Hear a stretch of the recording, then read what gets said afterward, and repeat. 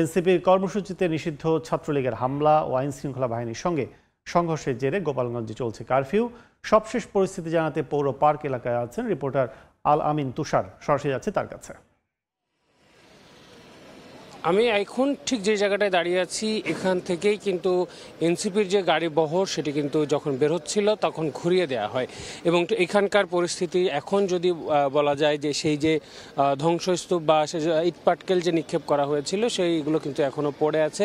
যদিও এক পাশে কিছু অংশ কিন্তু পরিষ্কার করা হয়েছে যান চলাচলের জন্য, সেই জায়গাগুলো স্থানীয় উদ্যোগে পরিষ্কার করা হয়েছে এমনটাই আমরা জানতে পেরেছি। এখানে আসলে এখনও যারা পরিষ্কার পরিচ্ছন্নতা কর্মী যারা রয়েছেন তারা এখনো আসেননি। ওই পাশে দর্শক আপনাদেরকে দেখিয়েছিলাম আমি গত 10টার সময়ের যে নিউজে, তখন কিন্তু আপনাদেরকে দেখিয়েছিলাম যে ওখানটা পরিষ্কার করা হচ্ছে। ধীরে ধীরে এগুলো পরিষ্কারের কাজ হবে। তবে এখানের যেই অবস্থা ছিল, যারা আসলে হামলাকারী যারা ছিলেন সেখানে সে সময় এই সাইডটা থেকে কিন্তু তারা আসলে প্রতিরোধ গড়ে তোলেন এবং তারা তাদের জায়গা থেকে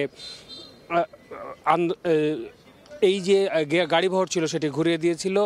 সেখানে আওয়ামী লীগের সমর্থক যারা ছিল এবং নিষিদ্ধ ঘোষিত ছাত্রলীগের যারা সমর্থক ছিল তারাই কিন্তু সেই গাড়িতে হামলা করেছিলেন, এমনটাই কিন্তু আমরা এখনও পর্যন্ত জানতে পেরেছি। আমরা কিছুক্ষণ আগেই গোপালগঞ্জ সদর থানা থেকে আসলাম।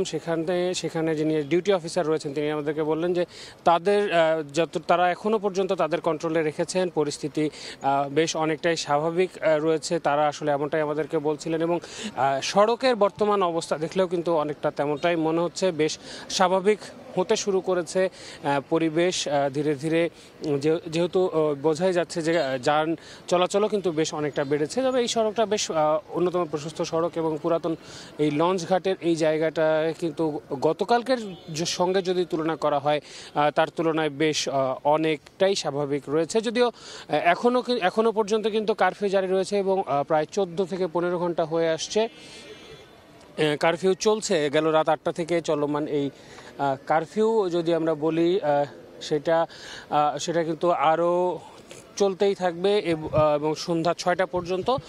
এবং তার পরবর্তীতে এই যে কারফিউ সেটা আসলে বাড়ানো হবে কি না বা কী অবস্থা হবে সেটি কিন্তু আমরা পরবর্তীতে জানতে পারবো। যখন জানতে পারবো সঙ্গে সঙ্গে আপনাদেরকে জানিয়ে দিব।